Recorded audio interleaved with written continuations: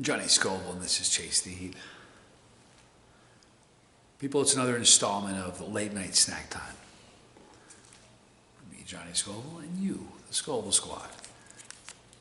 I've reviewed Tillamook cheese and some cool things from them, but Tillamook jalapeno smoked beef stick. I'm excited about that. I told you we're going to continue with story time. You guys seem to be liking it. Tonight we're going to talk about another airplane issue.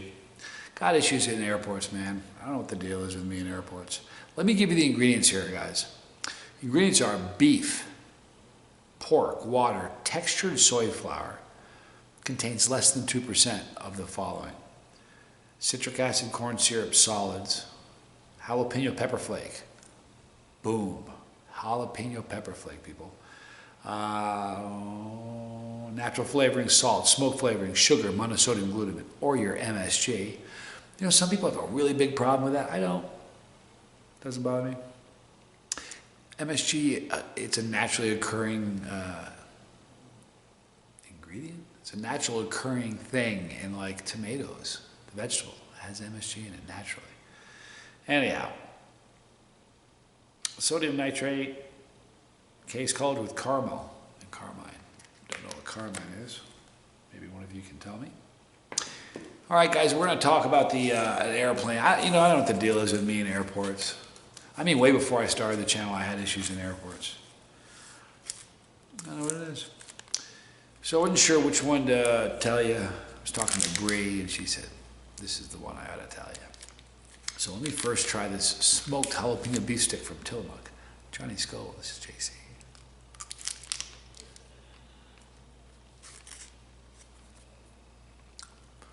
I'll cut to the chase. I really love this. This is way better than any Slim Jim. I've never tasted a beef stick as good as this. Commercial beef stick. I've had some homemade that blow this away. But here's the deal. The skin cracks like a crack when you bite it. You can taste jalapeno, and here's the truth of it. It'll move your needle. Not gonna blow your lid off, but it's gonna move your needle. Got a great smoky flavor.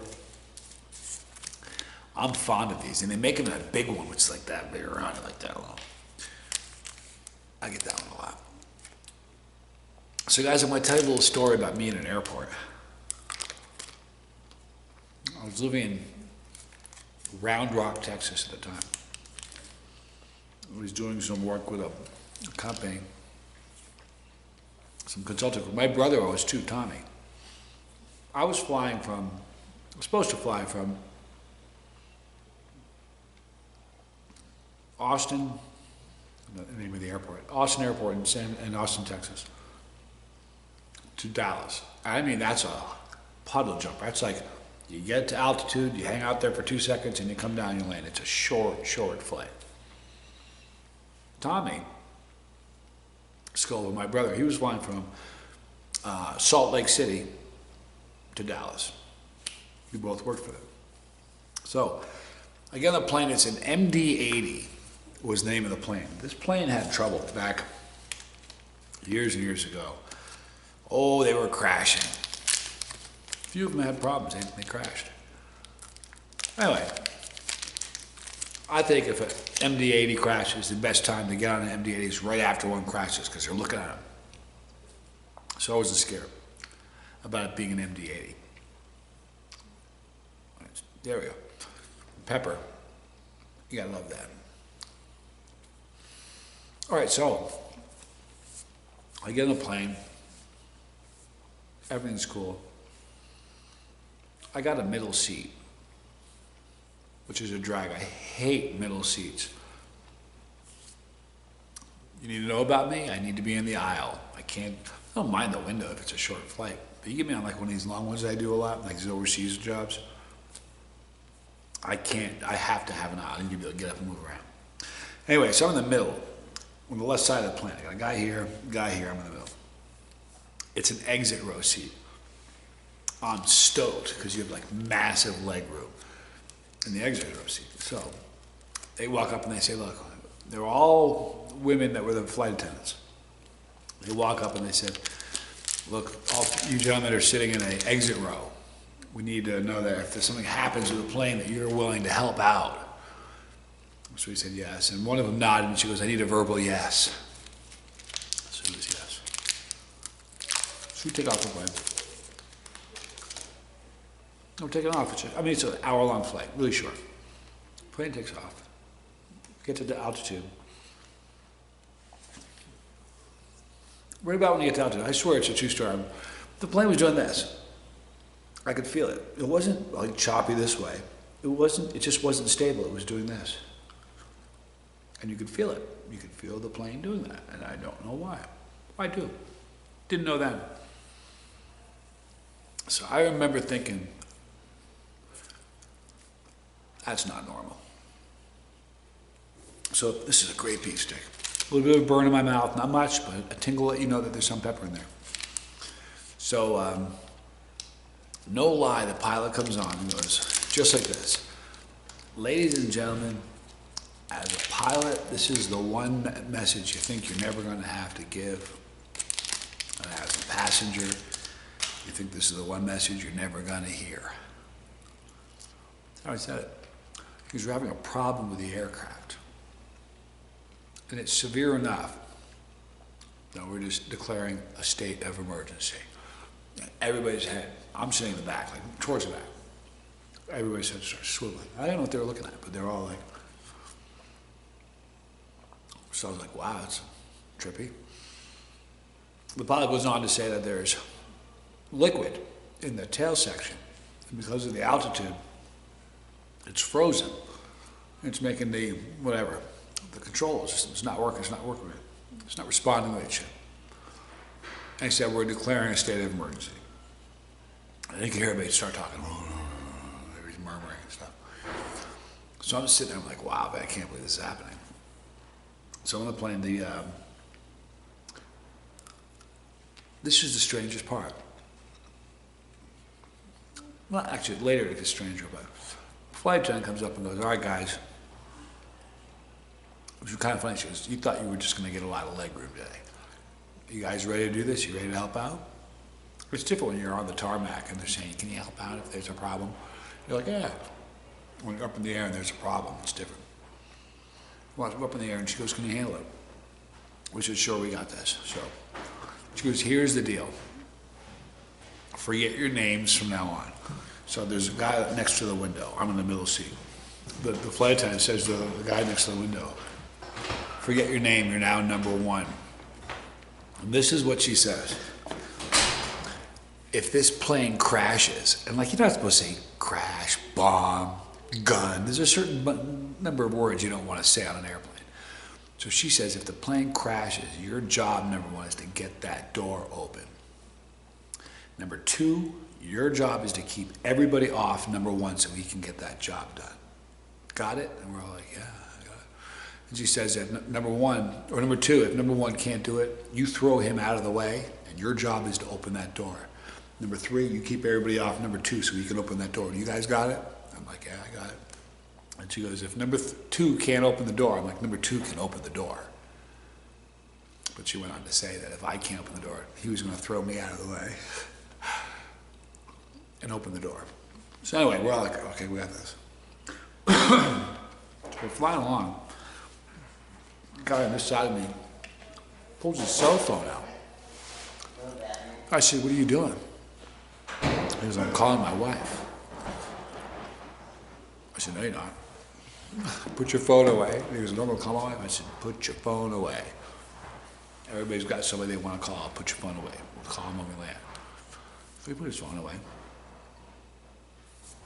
The truth is, they don't let you on a plane with a gun or a box cutter. You think if one of these could take a plane down, they'd ever let anybody on a plane with one? No. Not going to take a plane down.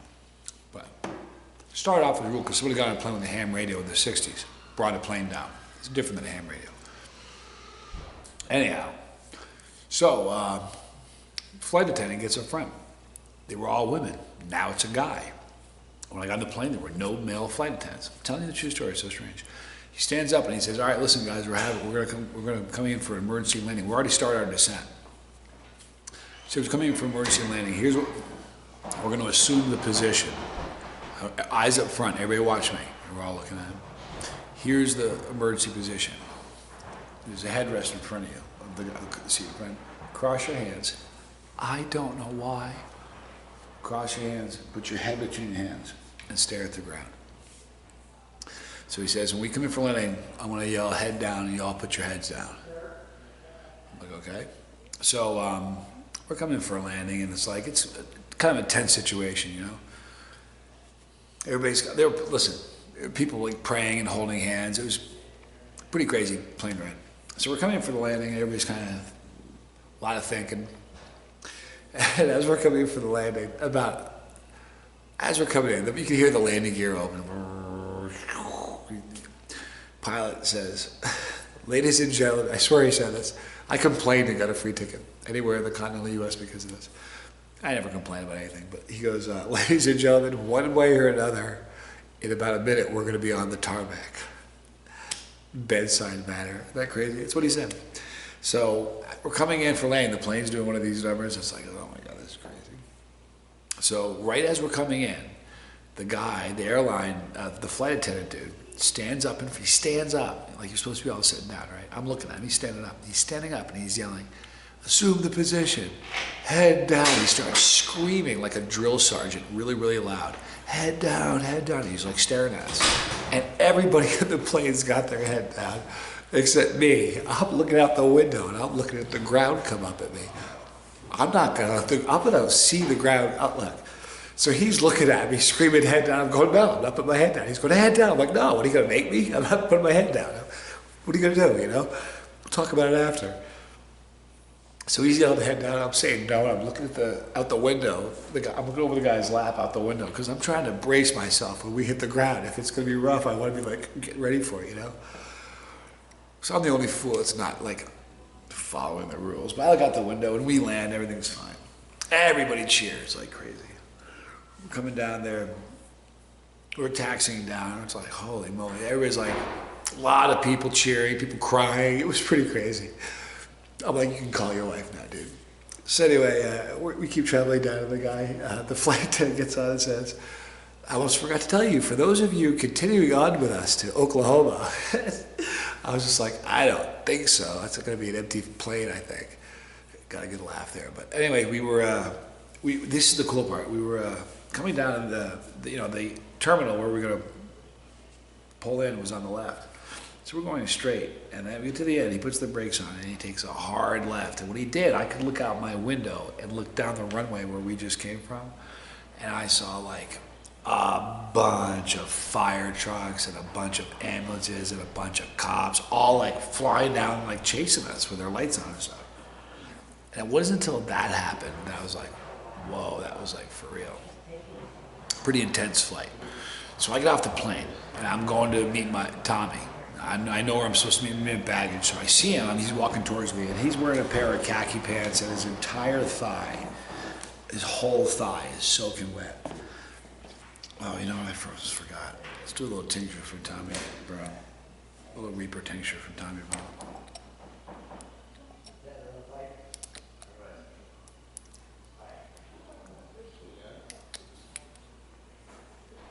Wow, that tastes like Reaper.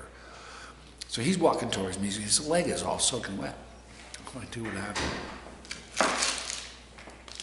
He's like, man, you wouldn't believe the flight I just had. Capsaicin quiver. I said, man, we just had an emergency landing. He's like, no, man, you wouldn't believe the flight we just had. It was awful. It was turbulence. My drink lifted up and landed right on my leg.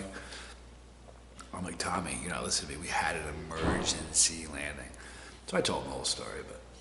So that's my emergency landing story. It's the only one I've ever had. Boy, that tincture is hot. Great Reaper flavor. See, here's the thing, man. If you like super hots, you'll like tincture because it's just like concentrated pepper flavor. But you gotta develop that flavor for super hots. Because initially, I promise you, the first time you taste a super hot, you're not gonna go, wow, I'll have another one. They're crazy hot. It's intense. It's a violent burn. You know what I mean? But once you acquire a taste to it, you kind of like it. You get rocks in your head like me, and you like it. Man, you look forward to that. One blast of tincture, your ears burn, you get a endorphin rush. It's a lovely thing. All right, people, that's my only emergency landing story I got. When I tell you I got a dozen other airport stories, I swear I do. People will switch it up and give you a different theme. Got a couple great fight stories. Nothing glorifying in fighting. It's a terrible thing. You can always talk it out. All right, guys, we're going to wrap this thing up. Oh, I'm burning. Thanks for hanging out with me. I appreciate it. Sorry for being so verbose, but it's that kind of a story. People right there, there's a pepper. Click it. Become part of the family. Join us at the table. If you don't want to miss a video, click the bell for notification. You will miss nothing. Right there. League of Fire. Oh, League of Fire. Come on, be a part of it. Right there, 2 relevant videos. My name is Johnny Scoville, and I love you. I mean it. Thanks for hanging out with me. This was Chase the